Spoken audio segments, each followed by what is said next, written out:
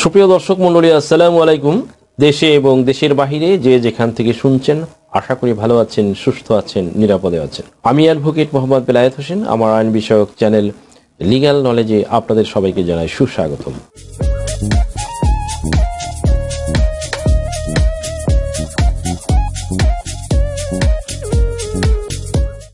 মালিকানার প্রয়োজনে 8টি কাগজ বা ডকুমেন্টস যাদের নেই, তারা হাজার চেষ্টা করেও কোনোভাবেই বর্তমান যে বিডিএস জরিপটি চলমান রয়েছে সেই বিডিএস জরিপে তাদের নাম কোনোভাবেই রেকর্ডভুক্ত করাতে পারবে না। তাদের নাম সরাসরি বাদ যাবে এবং তাদের দখলে যদি কোনো জমিও থাকে তাহলেও তাদের দখল ছেড়ে দিতে হবে এবং তাদের মালিকানা থেকে তাদেরকে বিতাড়িত করা হবে। সুপ্রিয় দর্শক মণ্ডলী, এই 8টি ডকুমেন্টস না থাকলে বর্তমান জরিপে তাদের নাম একেবারে বাদ করে দেওয়া হলো। এই পরিষ্কার যে ডকুমেন্টস, এই 8টি ডকুমেন্টস না থাকার কারণে বর্তমান বিডিএস জরিপে যাদের নাম পড়বে বা কোনোভাবেই বা শত হাজার কোটি চেষ্টা করেও তাদের নাম রেকর্ডভুক্ত করতে পারবে না। এই জরিপে তাদের নাম কোনোভাবেই রেকর্ডভুক্ত করতে পারবে না। আজকের এই ভিডিওতে আমরা সেই বিষয়টি আলোচনা করতে চলেছি। সুপ্রিয় দর্শক মণ্ডলী, ভিডিওটি শুরু থেকে শেষ পর্যন্ত দেখুন, না দেখলে কিন্তু বুঝতে পারবেন না। আর মনে রাখবেন, যেহেতু বর্তমানে ডিজিটাল জরিপটি পুরোদমে চলমান রয়েছে, কোথাও কিন্তু বিডিএস জরিপের কাজ কিন্তু স্থগিত নেই। যেখানে বরাদ্দ আছে সেখানে কিন্তু চলছে এবং ইতিমধ্যে বর্তমানে 6টি জেলায় এই জরিপ কাজ চলেছে এবং আরো 5টি জেলায় কিন্তু এই কাজ শুরু হবে। সরকার ইতিমধ্যে একটি প্রতিবেদন দিয়েছে ভূমি মন্ত্রণালয় থেকে এবং সেখানে বলা হয়েছে যে ভূমি মন্ত্রণালয়ের পক্ষ থেকে আরেকটি প্রকল্পের আওতায় এই 5টি জেলায় ডিজিটাল জরিপ কার্যক্রম শুরু হচ্ছে। আপনি যে জেলারই বাসিন্দা হন না কেন, অর্থাৎ আপনার জেলার যে কোনো সময় কিন্তু এই বিডিএস জরিপের কার্যক্রম শুরু হবে। তাই আজকের ভিডিওটি আপনাদের জন্য খুবই দুর্দান্ত হতে চলেছে। এই ভিডিওটির আলোকে আপনারা যে 8টি ডকুমেন্টস না থাকে তাহলে সংগ্রহ করে নিন, নয়তো কিন্তু বিপদে পড়ে যাবেন। সুপ্রিয় দর্শক মণ্ডলী, এই ডকুমেন্টসগুলো সংগ্রহ করে আপনি যে পরবর্তী যে পদক্ষেপগুলো নেবেন সেই বিষয়ে আজকে বিস্তারিতভাবে আলোচনা করব। সর্বপ্রথমে যে ডকুমেন্টসটির প্রয়োজন হবে সেটি হচ্ছে 1 নম্বরে দলিল।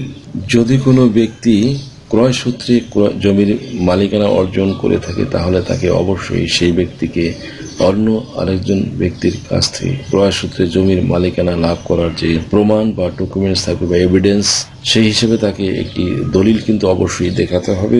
দলিলটি শুধুমাত্র সম্পাদিত হয়েছে এই মর্মেই হবে না, এই দলিলটি অবশ্যই রেজিস্ট্রি অফিস থেকে রেজিস্ট্রিকৃত হতে হবে। কারণ অনেক দলিলই সরকার ইতিমধ্যে বাতিল করে দিয়েছে যেগুলো রেজিস্ট্রিবিহীন। কোনোভাবেই কিন্তু রেজিস্ট্রেশন ছাড়া আপনি আপনার দলিল বা জমি মালিকানা টিকিয়ে রাখতে পারবেন না বা রেকর্ডভুক্ত করতে পারবেন না। এই কারণে যদি আপনি ক্রয় সূত্রে জমির মালিকানা লাভ করে থাকেন তাহলে কিন্তু আপনি এটা নামজারি করিয়ে নেবেন বা টাকার অভাবে বা কোনো কারণে নামজারি করিয়ে নিতে পারেননি বা রেজিস্ট্রি করে নিতে পারেননি, তাহলে কিন্তু অবশ্যই এরকম অবস্থা হয়ে থাকলে কিন্তু আপনি সেক্ষেত্রে অবশ্যই অনতি বিলম্বে অতি গুরুত্ব সহকারে যার কাছ থেকে জমি ক্রয় করেছেন সেই বিক্রেতার সাথে নেগোসিয়েশন করে আপনি সঠিকভাবে একটি দলিল সম্পাদন করবেন এবং সেই দলিলটি উপজেলা সাব রেজিস্ট্রি অফিস থেকে রেজিস্ট্রি করার মাধ্যমে আপনার কাছে বা আপনার নিকটে সংগ্রহ করে রেখে দিন।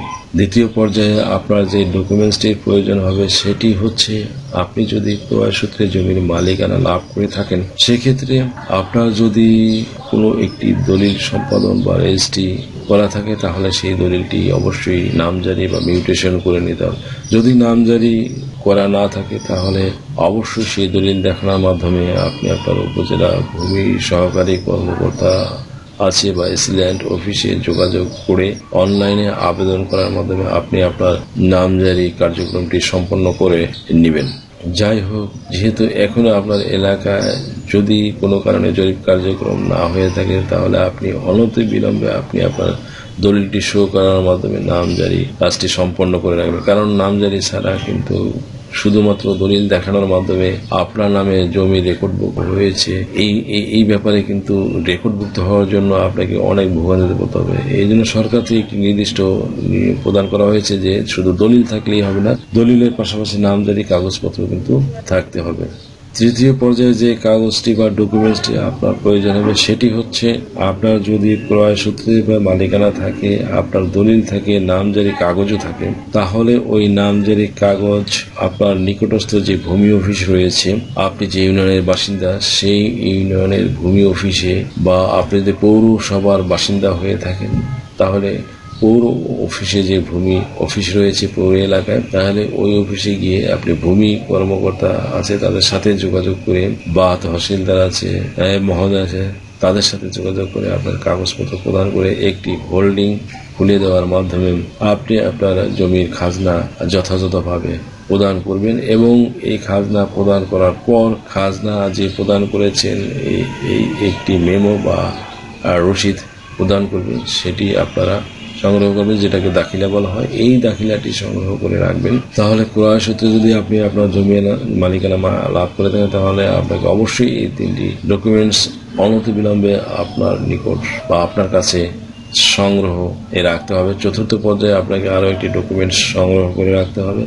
আপনার এলাকায় সর্বশেষ যে রেকর্ডটি হয়েছে সেই রেকর্ডে, অর্থাৎ সর্বশেষ রেকর্ডে যে ব্যক্তি মালিক ছিল সেই রেকর্ডীয় খতিয়ানটি আপনার সংগ্রহে রাখতে হবে। আপনি যদি সর্বশেষ রেকর্ডীয় মালিকের কাছ থেকে জমি ক্রয় করে থাকেন, তাহলে অবশ্যই তার থেকে একটি রেকর্ডীয় খতিয়ান আপনি যে সংগ্রহ করে নেবেন। মনে রাখবেন, চতুর্থ এই ডকুমেন্টসটির রেকর্ডীয় খতিয়ান কিন্তু আপনার অবশ্যই সংগ্রহে রাখতে হবে। পঞ্চম পর্যায়ে আপনাকে যে ডকুমেন্টসটি সংগ্রহে রাখতে হবে সেটি যদি আপনি উত্তরাধিকার সূত্রে মালিকানা লাভ করে থাকেন, অর্থাৎ পৈতৃক সম্পত্তি যদি আপনি অর্জন করে থাকেন, সেই ক্ষেত্রে আপনার ওই পৈতৃক সম্পত্তি অবশ্যই একটি বন্টননামা বা পার্টিশন ডিডের মাধ্যমে সম্পন্ন করে নেবেন। যদি ওই পৈতৃক সম্পত্তি যদি আপনারা একাধিক জন মালিক থাকেন, ওই পিতার যদি একাধিক সন্তান থাকে, সেই ক্ষেত্রে আপনারা 3 জনের মধ্যে বা 4 জনের মধ্যে বা 5 জনের মধ্যে একটি আপোষ নিষ্পত্তির মাধ্যমে কে কোন জায়গায় দখল করবেন সেই আলোকে একটি বন্টননামা দলিল সম্পন্ন করে নিতে। যদি বন্টননামা দলিল সম্পন্ন করে না নেন তাহলে অসুবিধা হবে না। যদি রেকর্ড চলাকালীন সময়ে আপনার পিতার সম্পত্তিতে আপনারা যেই কয়জন ওয়ারিশ হিসাবে আছেন সেই কয়জন ওয়ারিশ মিলে কে কোন জায়গা দখল করবেন সে অনুযায়ী আগে থেকেই পারিবারিক বৈঠকের মাধ্যমে আপনারা একটি সমঝোতা করে রাখবেন যে কে কোন জায়গা দখল করবেন বা কার নামে কোন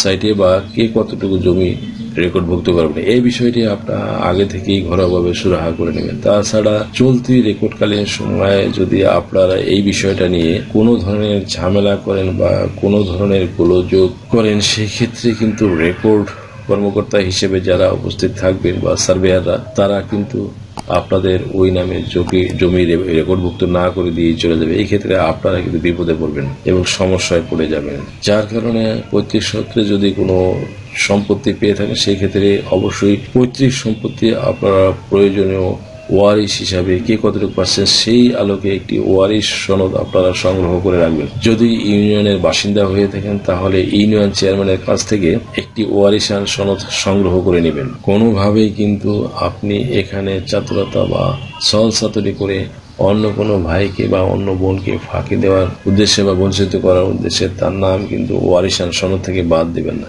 এই কাজ যদি করে থাকেন তাহলে কিন্তু রেকর্ড চলাকালে ওই ভাই বোন যদি জানতে পারে যে রেকর্ডে তার নাম বাদ দেওয়ার চেষ্টা করেছেন এবং তিনি যদি অভিযোগ করেন, তাহলে কিন্তু আপনি বড় ধরনের খেসারত দিতে হবে এবং বড় ধরনের সমস্যায় পড়ে যাবেন। যার কারণে ওয়ারিশ সনদটি যে সবার নাম দিয়ে সংগ্রহ করবেন, যদি সময় থাকে তাহলে নিজেদের মধ্যে সমঝোতা করে এবং সমঝোতা থাকা অবস্থায় আপনারা একটি বন্টননামা দলিল প্রস্তুত করার চেষ্টা করবেন। এই কাগজগুলো পঞ্চম পর্যায়ে আপনাকে অবশ্যই সংগ্রহে রাখতে হবে। ষষ্ঠ পর্যায়ে যদি একই খতিয়ানে দখলভুক্ত বা এক জমির অন্তর্ভুক্ত জমি যদি হয়ে থাকে, সেখানে যদি একাধিক ব্যক্তি আপনারা মালিকানা অর্জন করে থাকেন, সেক্ষেত্রে কে কোন জায়গা দখল করবেন বা কে কোন জায়গা কতটুকু ভোগ করবেন সেই আলোকে আপনারা চাইলে একটি আওয়াজ বদল দলিল করে নিতে পারেন। এই আওয়াজ বদল দলিল হবে এরকম যে একজনের অংশ ছেড়ে দিয়ে আরেকজনকে প্রদান করছেন এবং তার অংশ যেখানে ছিল সেখান থেকে সে গ্রহণ করছে। এভাবে একটি আওয়াজ বদল দলিল তৈরি করে নিতে পারেন, যেটাও কিন্তু বন্টননামা দলিলের মতোই। সুপ্রিয় দর্শক মণ্ডলী, সপ্তম পর্যায়ে যে বিষয়টি নিয়ে আপনাকে মাথায় রাখতে হবে সেটা হচ্ছে আপনার জমি সঠিকভাবে ম্যাপে আছে কিনা বা নকশায় আছে কিনা, অর্থাৎ আপনি যে দাগের অন্তর্ভুক্ত জমির মালিকানা পেয়েছেন সেই দাগ নাম্বার অনুযায়ী একজন ভালো অভিজ্ঞ সার্ভেয়ার দিয়ে আপনি আপনার ম্যাপ অনুযায়ী জমিটি কার সেটির সীমানা চিহ্নিত করে রাখবেন। অর্থাৎ ম্যাপের সাথে জমি সঠিকভাবে আছে কিনা সেই আলোকে আপনি জমি মাপঝোঁক করে রেখে দেবেন। সপ্তম পর্যায়ে আপনাকে যে কাজটি করতে হবে সেটি হচ্ছে আপনি যে জমি মাপঝোঁক করে রাখলেন তার আলোকে আপনার জমির চতুর্পাশে বাউন্ডারি সীমানা দিয়ে দেবেন। অর্থাৎ উত্তর, দক্ষিণ, পূর্ব, পশ্চিম আপনি একটি বাউন্ডারি সীমানা দিয়ে রাখবেন।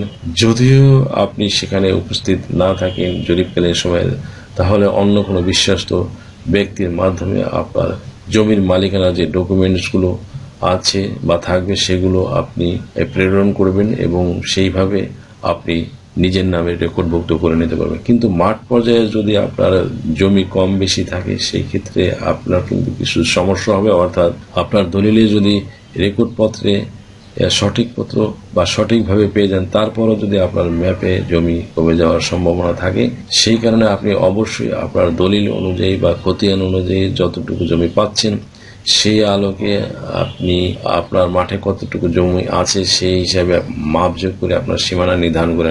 তাহলে আশা করি বুঝতে পারছেন যে এই 8টি বিষয় যদি এই সম্পন্ন করে না রাখেন জরিপকালীন সময় কিন্তু মারাত্মক সমস্যায় পড়তে পারেন এবং কি জমি মালিকানাও হারাতে পারবেন। এছাড়া আপনাকে আরো একটি কাজ করে রাখতে হবে যে প্রতি বছর আপনাকে জমির খাজনা প্রদান করে রাখতে হবে। কোনোভাবে যদি আপনি আপনার জমির হালনাগাদ খাজনা প্রদান না করেন, অর্থাৎ চলতি বছরের খাজনা যদি অনাদায় থাকে সেই ক্ষেত্রে উক্ত জমির উপরে আপনার ঝামেলা হবে। খাজনা অনাদায় থাকার কারণে আপনার জমি খাস খতিয়ানে চলে যাওয়ার সম্ভাবনা থাকবে, যার কারণে আপনি যেহেতু জমির সঠিকভাবে মালিকানা লাভ করেছেন, সেটা পৈতৃক সূত্রে হোক বা উত্তরাধিকার সূত্রে হোক বা ক্রয় সূত্রে হোক, আপনি অন্যান্য ডকুমেন্টস যেভাবে সঠিকভাবে সংগ্রহে রেখে দিবেন।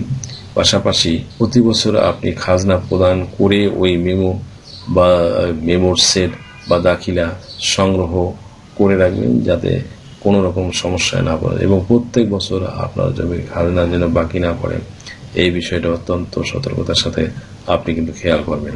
এছাড়া যাদের জমির প্রয়োজনে এই কাগজগুলো নেই তারা কিন্তু কোনোভাবেই হাজার চেষ্টা করেও বা শত কোটি চেষ্টা করেও যত বড় এই বিডিএস রেকর্ড চলাকালীন কিন্তু আপনারা কোনোভাবে তাদের মালিকানা টিকিয়ে রাখতে পারবেন না।